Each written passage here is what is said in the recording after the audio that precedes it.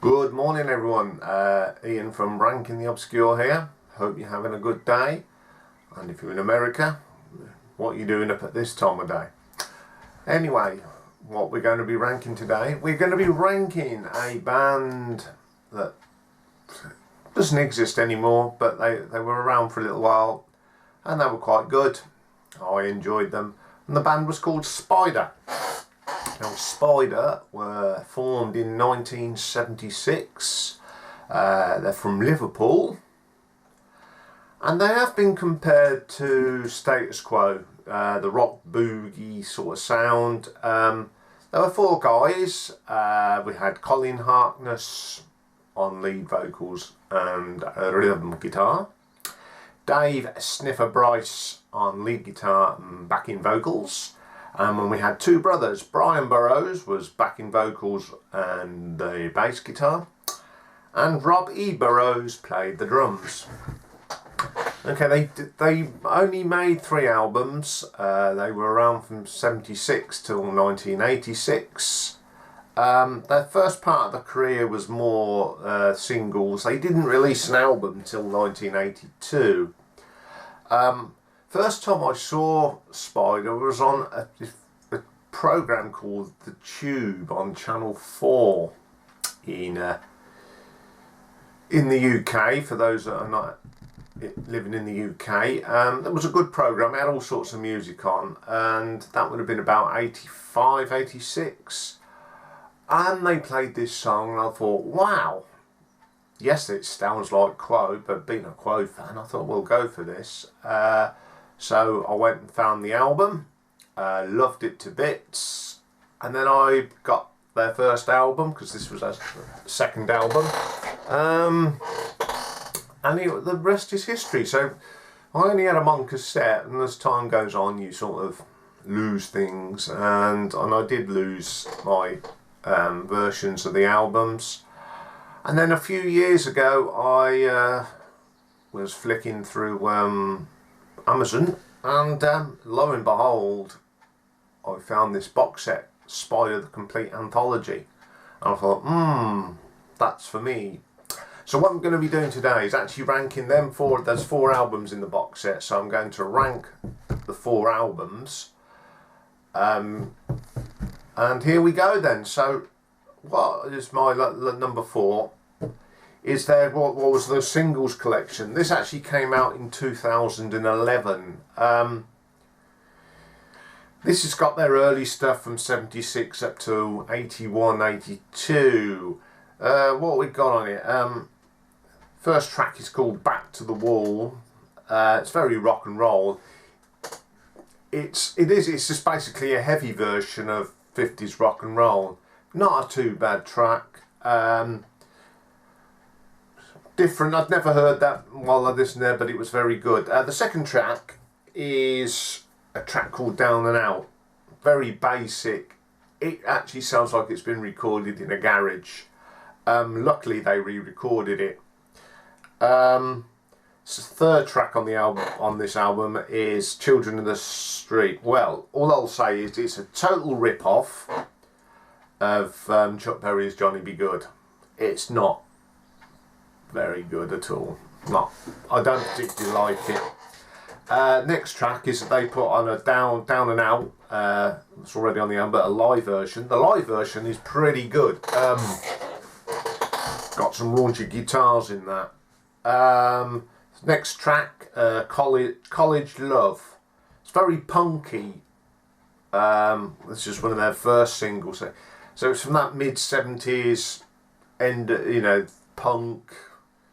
But it's not punk, it's more what I call soft punk, if there's such genre. It's not a bad track. Then the next track is a cover of Steppenwolf's Born to be Wild. It's crap. That's all I'll say. The only decent cover version I've heard of Born to be Wild is Slade's, off the Slade Alive.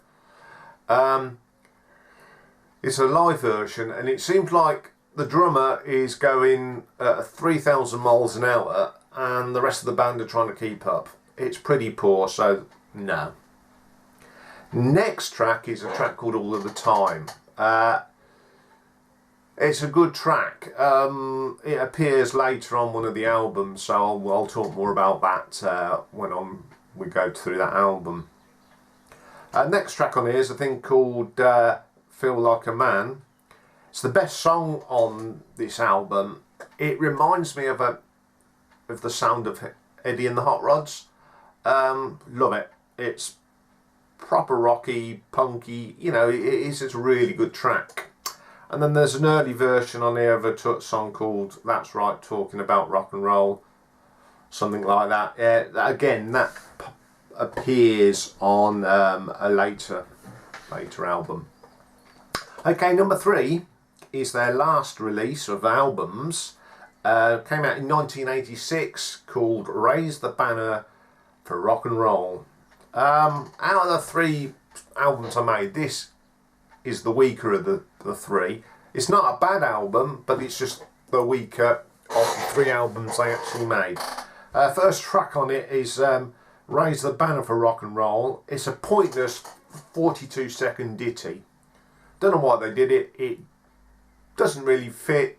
If you're going to make a song with the title track of the album, make it a bit longer, but 42 seconds. Total waste of time.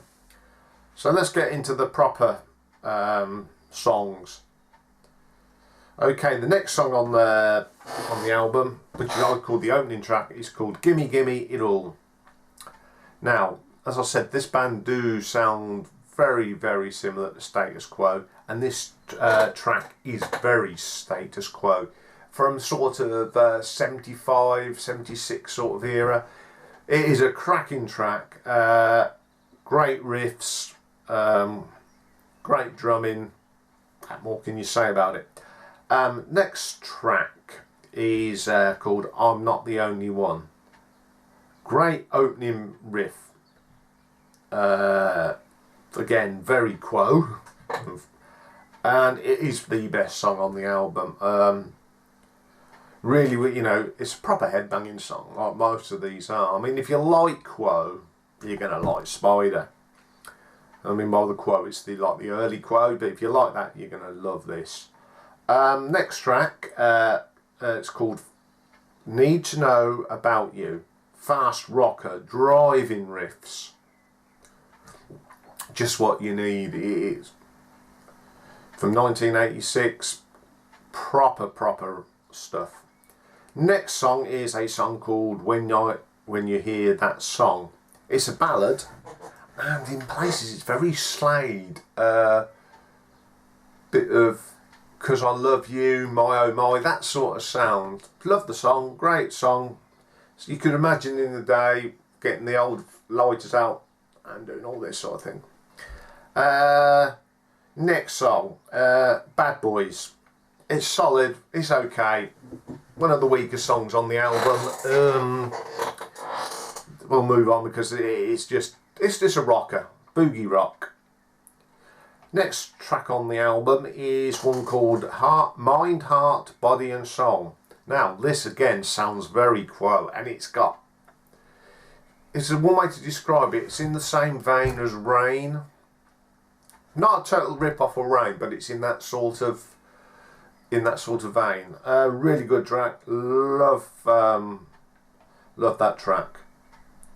Okay, next track on here is called Rock Tonight. Starts off great, and then it just meanders. I think it was a bit of a filler for this album. It had so much potential, but it just fizzled out into nothing really. Okay, next track on here, the 9th track, Games in the Park. It's okay, again a bit of a filler. Doesn't do much, it just meanders along. And then we've got the last studio track on here is a slow blues number. It's a great way to end the album, So Sorry. I'd say it's not Status Quo blues,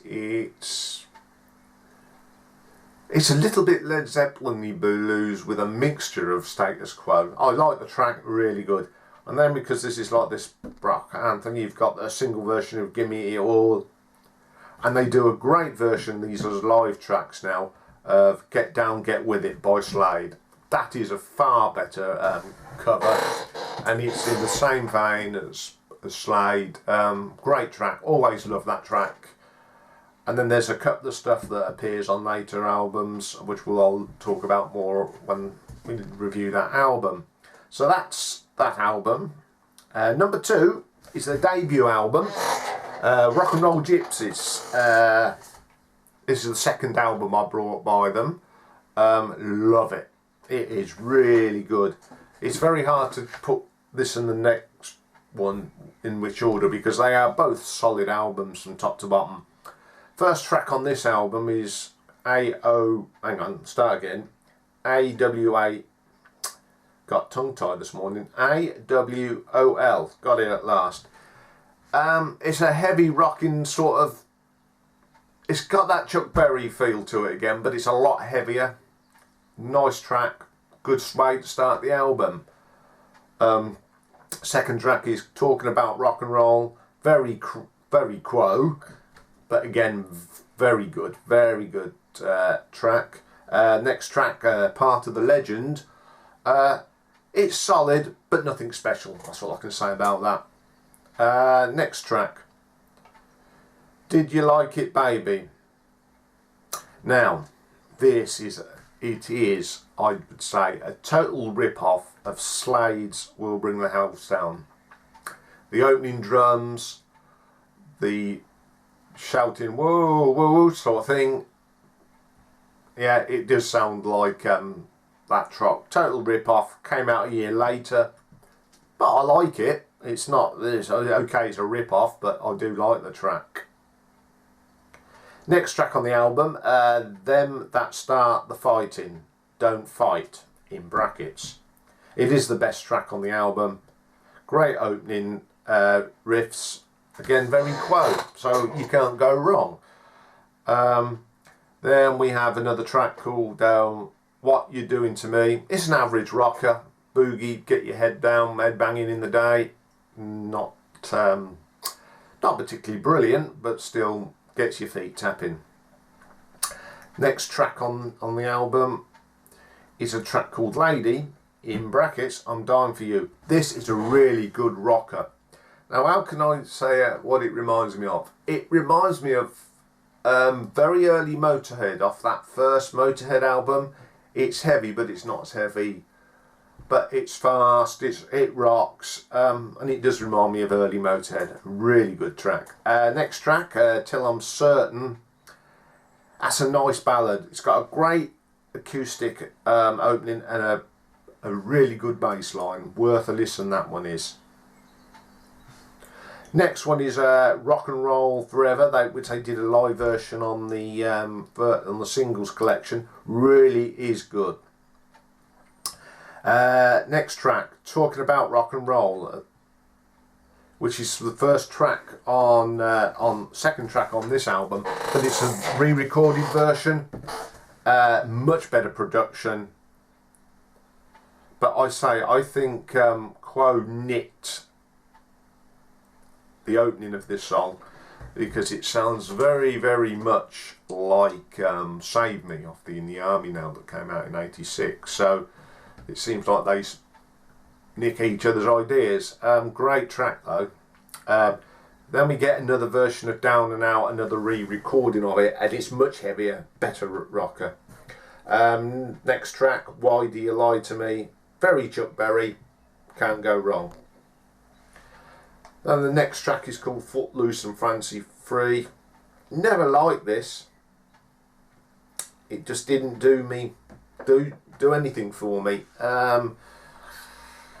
So I tend to skip that track. Just don't like it. Next song is called 9 to 5. This is a total rip-off of Status Quo's Ring of Change off the Blue For You album. Total rip-off. That's all I'll say. I think it's, again, a bit of a filler, but it is a rip-off. And the album closes with a two-part thing called Amazing Grace. Now, one part, basically you get a rocky version of Amazing Grace, And then what they do, they play little snippets of other songs. There's too many to mention, but I'll give you 3 examples. They do a little bit of Race with the Devil from Gun, well, The Gun, which Quode play in their long version of 4,500 times. So if you know that bit, yeah. And also they do the jiggy bit from the live version of Status Quo's Road when they do Roadhouse Blues. And there's little snippets of Paranoid, and I think there's also Freebird. Bit cheesy, but I like it. It's really good. You know, it's... I remember when I used to do pop quizzes, I sort of used that in a music round once. Went down really well. So, my favourite album, number 1. It's 1984's Rough Justice. This is the first album I heard, first one I brought, so it's very special to me.